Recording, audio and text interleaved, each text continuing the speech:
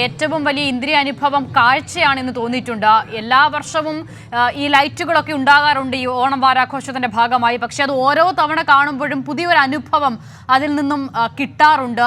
ഇതിനു മുൻപും ഘോഷയാത്രകൾ നമ്മൾ കണ്ടിട്ടുണ്ട്. പക്ഷേ ഓരോ തവണയും പുതിയ കാഴ്ച ഓരോന്നിലും നമുക്ക് അനുഭവിക്കാനാകും. ഇപ്പോൾ ഇതാ നോക്കൂ, വൈദ്യുത ദീപാലങ്കാരങ്ങളൊക്കെയും തെളിഞ്ഞു കഴിഞ്ഞു. ഈ ഫ്ലോട്ടുകളിലും പലതും ലൈറ്റൊക്കെ ഉള്ളതാണ്. അത് അല്പം കൂടി സന്ധ്യയാകുമ്പോഴാണ് അതിൻ്റെ പൂർണ്ണതയിൽ കാണാനാകുക. അങ്ങനെ ആകെ മൊത്തത്തിൽ ഓണാഘോഷം അതിൻ്റെ പരിസമാപ്തിയിലേക്ക് എത്തുമ്പോൾ കൊട്ടിയിറങ്ങുന്ന കാഴ്ച കൂടിയാണല്ലേ?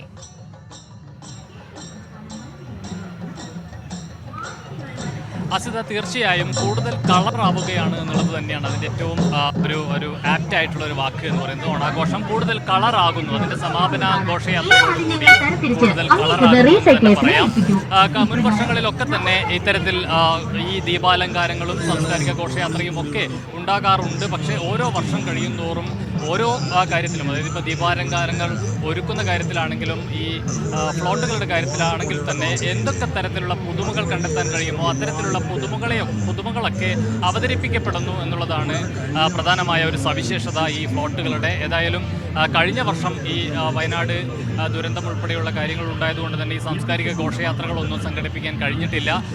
അതിൻ്റെ കൂടി ക്ഷീണം തീർക്കുന്ന നിലയിലാണ് ഒരുപക്ഷെ ഇക്കുറി അങ്ങേയറ്റം വർണ്ണശബളമായ ഘോഷയാത്ര തന്നെയാണിപ്പോൾ ഈ നഗരവീഥികളെ കോരിത്തെരിപ്പിച്ചുകൊണ്ട് മുന്നോട്ട് പോകുന്നത്. ആ കാഴ്ച ആവോളം ആസ്വദിക്കുന്നതിന് വേണ്ടി തന്നെയാണ് ആബാലവൃദ്ധം ജനങ്ങളും ഈ നഗരത്തിൻ്റെ ഇരുവശങ്ങളിലും ഈ പാതയുടെ ഇരുവശങ്ങളിലും തടിച്ചുകൂടിയിരിക്കുന്നത്. വിവിധങ്ങളായ ഫ്ലോട്ടുകൾ ഏതാണ്ട് എനിക്ക് തോന്നുന്നത് ഒരു പകുതി മാത്രമേ ആയിട്ടുള്ളൂ. ഈ മാനവീയ വീഥിയിലാണ് ഇതിന് ഫ്ലാഗ് ഓഫ് നിർവഹിക്കപ്പെട്ടത്. ഈ മാനവീയ വീഥിക്ക് മുന്നിൽ എനിക്ക് തോന്നുന്നത് ഏതാണ്ട് ഇതിൻ്റെ പകുതിയോളം മാത്രമേ ഇനിയും എത്തിയിട്ടുള്ളൂ എന്നുള്ളതാണ്. നല്ല സമയം ഈ ഫ്ലോട്ടുകളെല്ലാം കടന്നു പോകുന്നതിന് വേണ്ടി വലിയ സമയം തന്നെ എടുക്കുന്നുണ്ട്. ഇപ്പോൾ കേരള ബാങ്കിൻ്റെ ഉൾപ്പെടെ ഫ്ലോട്ടുകളാണ് കടന്നു പോകുന്നത്. നേരത്തെ അസിത സൂചിപ്പിച്ചതുപോലെ തന്നെ ഈ വർണ്ണശബളമായ ദീപാലങ്കാരങ്ങൾ കൊണ്ടുകൂടി അലങ്കരിച്ചു കൊണ്ടുള്ള ഫ്ലോട്ടുകളാണ് മിക്കതും. ഈ കേരള ബാങ്കിൻ്റേത് ഉൾപ്പെടെ നമുക്ക് ആ നിലയിൽ കാണാൻ കഴിയും. വളരെ കൃത്യമായി ആളുകൾക്ക് നേരത്തെ അസിത പറഞ്ഞതുപോലെ തന്നെ കാഴ്ചയാണ് ഏറ്റവും പ്രധാനം. കാണുക എന്നുള്ളത് തന്നെയാണ്. അതോടൊപ്പം ഈ കേൾക്കുന്നതിന് കൂടി പ്രാധാന്യം നൽകുന്നുണ്ട്. കാഴ്ചയ്ക്ക് ഈ നിറവും പ്രകാശവും ഒക്കെ തന്നെ കാഴ്ചയ്ക്ക് മാറ്റുകൂട്ടുമ്പോൾ ചെണ്ടമേളം അതുപോലെ തന്നെ മറ്റ് നൃത്തങ്ങൾ പാട്ടുകളെല്ലാം തന്നെ കേൾവിക്ക് കൂടി വലിയ ഒരു ഹരം പകരുന്നു എന്ന കാര്യത്തിൽ യാതൊരു തർക്കവുമില്ല.